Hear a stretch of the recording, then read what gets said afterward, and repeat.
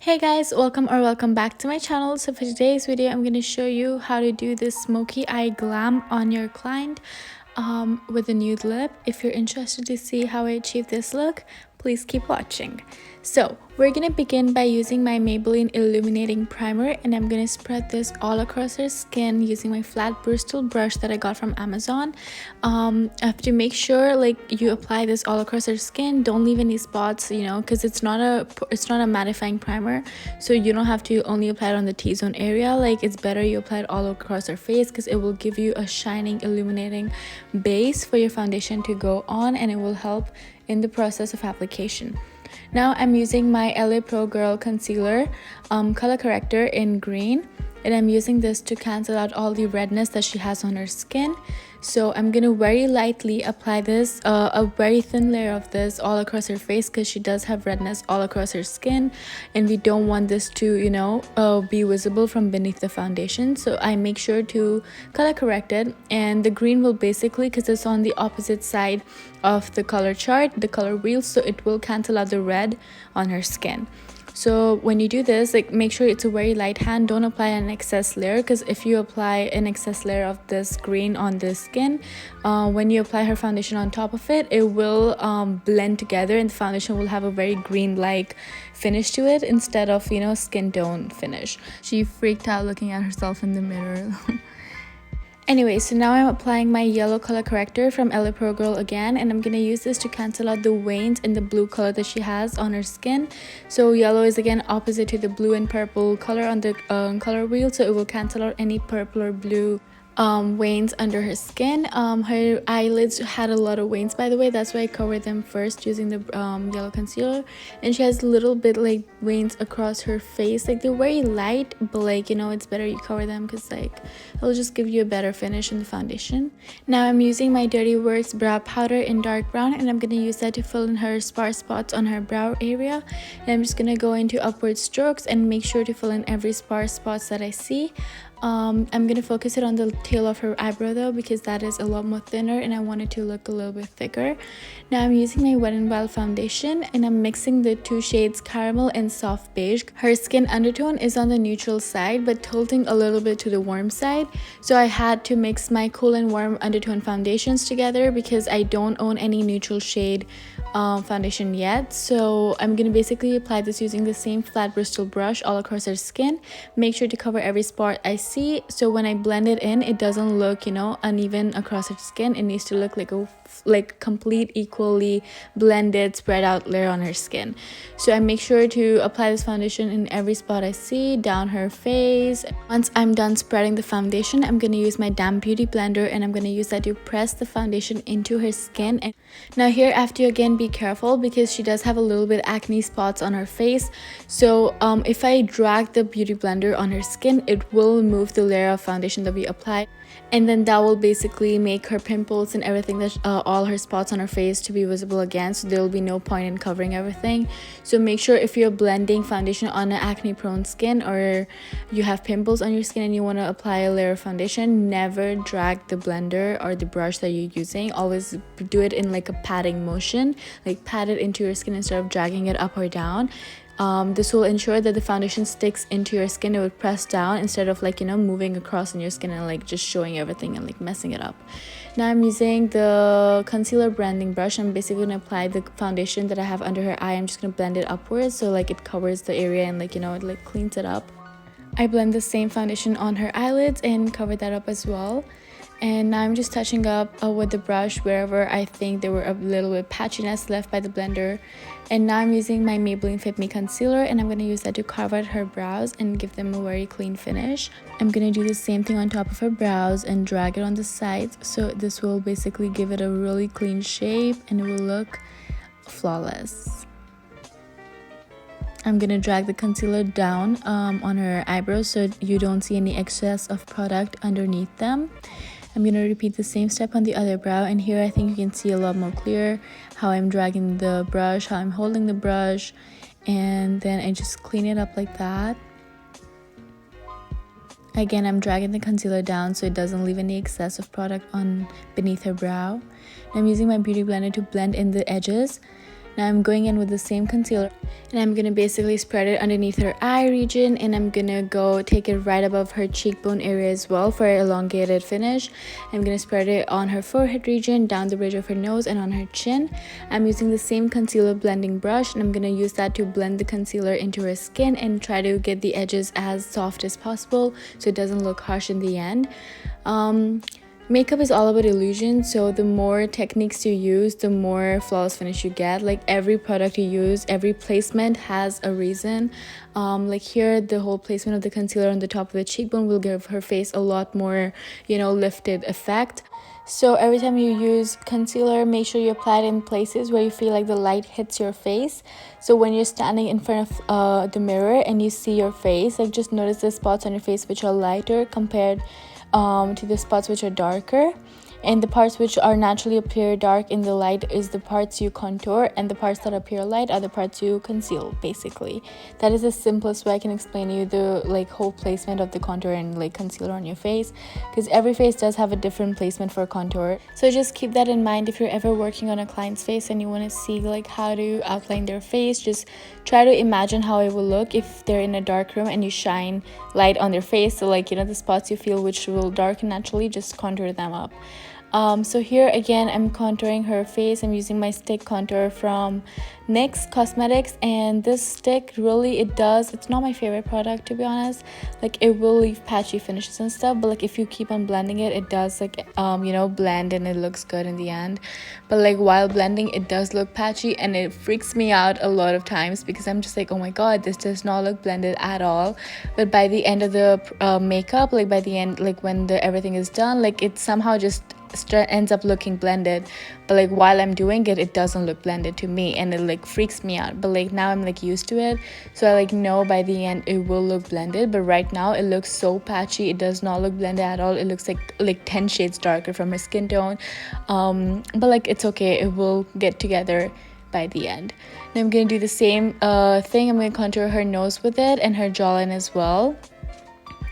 And I'm going to use my concealer blending brush that I used to blend her concealer, and I'm going to use that to blend the contour on her nose, because if I use a beauty blender, it's just too big and it just gets in the way and you won't get the shape you want. And here also I'm just blending the contour in circular motions. I'm not dragging it or anything, because nose contour it's such a crucial part while shaping the face using your contour, because if you don't do it properly, your face just looks weird overall. I'm going to do the same thing under her lip as well. This will make her lower lip look a lot more bigger and give depth to the face. Now I'm going in with my Wet n Wild powdered contour palette, and I'm gonna apply that on top of the cream contour that I did on her face. And again, I'm brushing it on upward strokes, and I'm not dragging it lower on her face. I'm just dragging it in upward motions. And again, I'm doing the same thing on her forehead region. I'm gonna blend it in, make sure it looks as blended as it possibly can make it look. I'm gonna do the same thing on the jawline area, and then as well on her nose.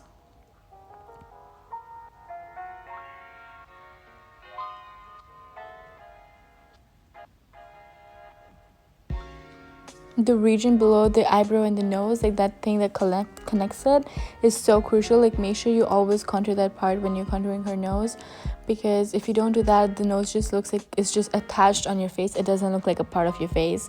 So that shadow right that joins the eyebrow to the nose is so important, so make sure you always contour that part. Now I'm using the banana powder from the same palette, and I use that to lighten up under her eye, and brighten it up, sorry. And I put that on her forehead as well. And I'm using my concealer, and I'm gonna apply a thin coat of it on top of her eyelids, because we're gonna start with the eye now. So I'm gonna use this as a base for my eyeshadow. Now I'm using this light brown shade from my Beauty Glazed Color Studio palette, and I'm gonna apply this in circular motions all across her eyelid. I'm gonna spread it out. I'm gonna repeat the same step on the other eye as well. I'm going to make sure to blend this brown into her eyelid and don't leave any patchy finishes.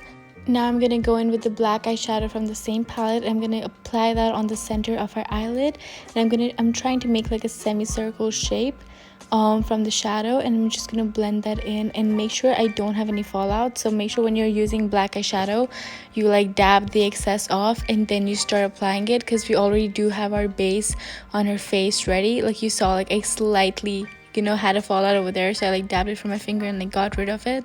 So make sure you don't have fallout. If you struggle with fallout still, use like a napkin or like a tissue and like place that under her eye, and then you can like work your shadow in.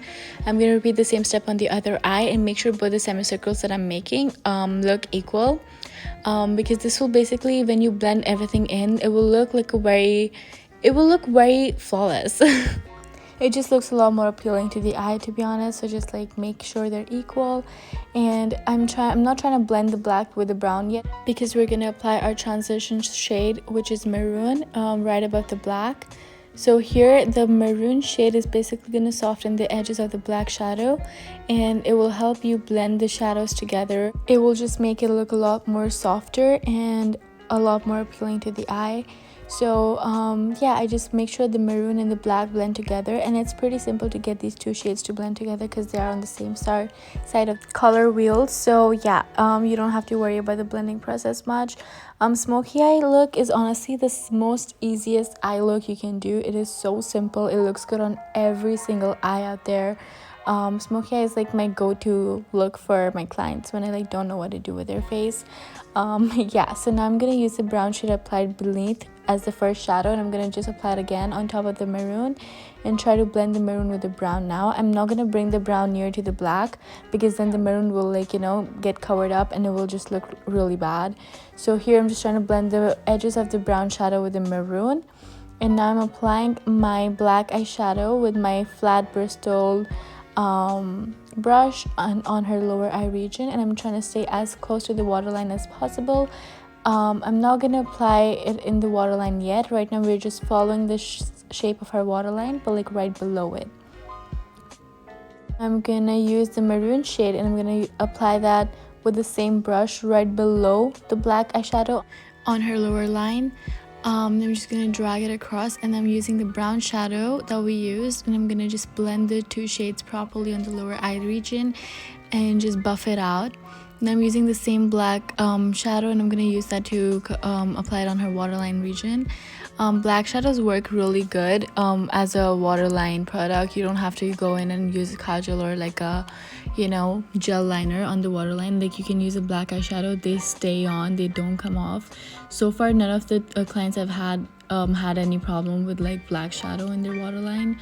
Now I'm applying my falsies on her from Kiss. These are really beautiful, super fluttery, and they look really natural and nice on the eye.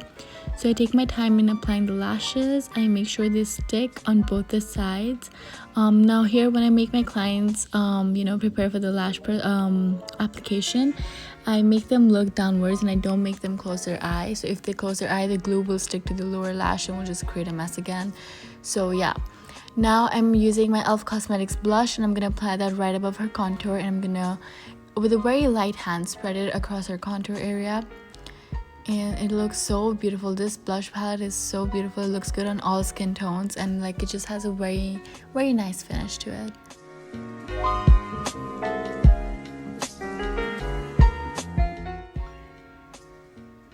Now I'm using the same blush. I'm gonna apply it slightly on her nose and on her chin region as well. Now I'm using my Precious Pearls highlighter by Wet n Wild. It's my all-time favorite highlighter, and I'm going to use that to highlight the high points on her face, which is her cheekbones, her nose, the bridge of her nose, and her chin area as well. Under her brow bone, Smoky eye looks really good when you apply highlighter under the brow bone. Like it makes it pop a lot more. So I do that here as well.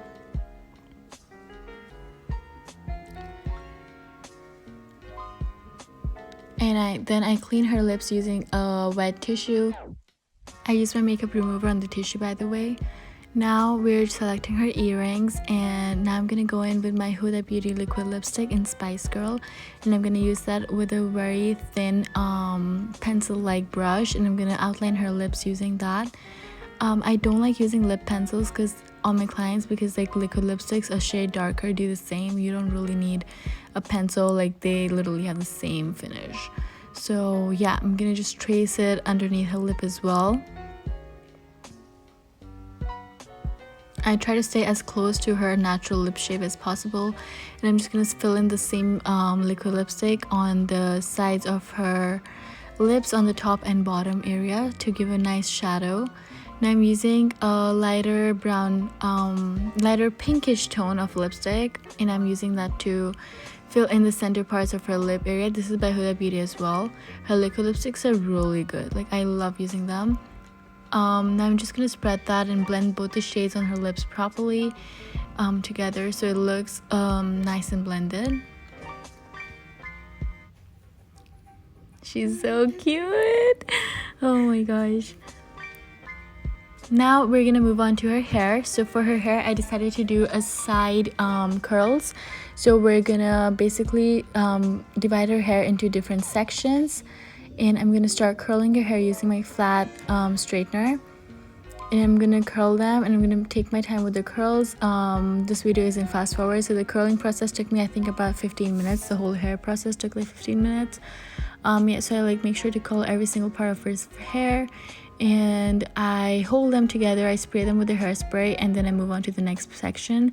Here I teased her hair in this front part, so like the front part of her head, when we move the curls to the side, they look lifted and they don't like flatten on her face. Now I'm basically collecting her hair on the side. I'm going to use a bobby pin to secure them.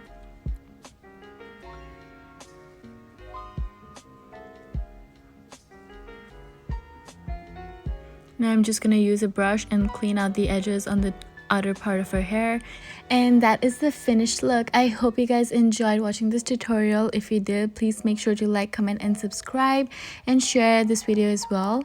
Remember how I told you the contour will blend and it will look flawless? Like, look at how flawless that looks right now. Like, you cannot tell it was patchy at a point.